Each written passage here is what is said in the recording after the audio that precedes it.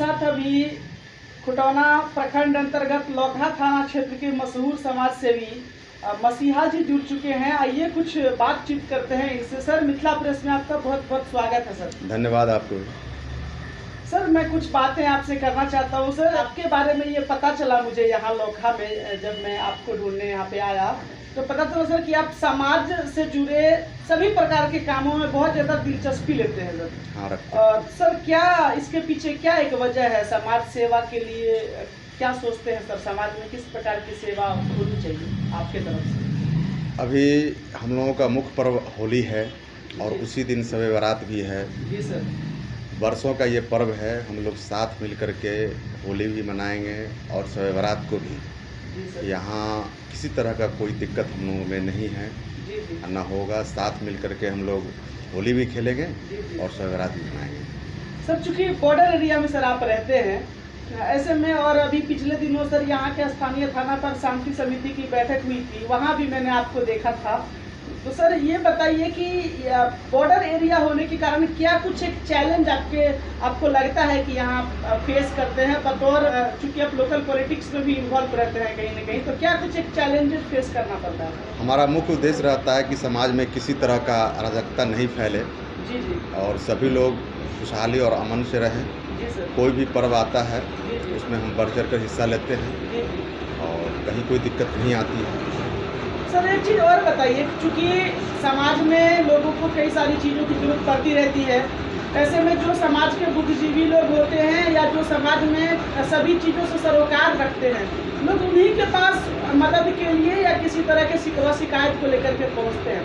तो आपके पास सर जब कोई पहुँचता है स्थानीय होने के नाते, तो क्या सर एक लोगों की भावना रहती होगी कि कैसे आप उनकी समस्या को सर देखते हैं?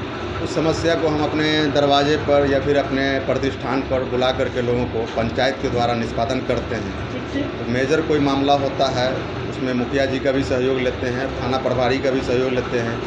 ज़रूरत पड़ती है तो BDO CO साहब को भी करते हैं और उस मामला को निष्पादन करवाते हैं। सर, एक बात और बताइए, जो ज़रूरतमंद लोग हैं, आर्थिक रूप से ज़रूरतमंद हो या अन्य किसी कारणों से किसी को कुछ अभाव या आवश्यकता पड़ती हो, तो ये भी मुझे सुनने में आया है कि आपके पास जब लोग पहुंचते हैं तो कुछ ना कुछ सर जरूर उनको जो है सो आपके तरफ से मदद मिलती है। जिस प्रकार का भी मदद हो वो जरूर मिलती है। मैं ये जानना चाहूँगा, चूँकि मिथिला प्रेस के कैमरे पर अभी बहुत सारे लोग आपको देख रहे होंगे, तो किन्हीं को भी सर अगर किसी किस्म की एक मदद की आवश्यकता हो या कुछ परामर्श की आवश्यकता हो, तो क्या सर आप उनको कहना चाहेंगे? 24 घंटा मेरा दरवाज़ा खुला हुआ है और महागठबंधन की जो टीम है उसमें हमारे मुखिया जी हो गए या लोकल प्रभारी संतोष कुमार मंडल जी SHO हो गए, सभी लोगों का सहयोग लेते हुए जो भी तरह का प्रॉब्लम रहा उसको हम लोग अपने स्तर से ख़त्म करते हैं।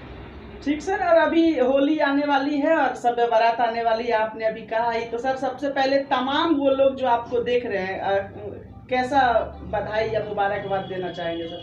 होली सालों का पर्व है, सभी लोगों को मुबारक हो। ठीक है सर। और शब बारात भी साल का पहला पर्व है। ठीक सर। सभी लोगों को मुबारक हो।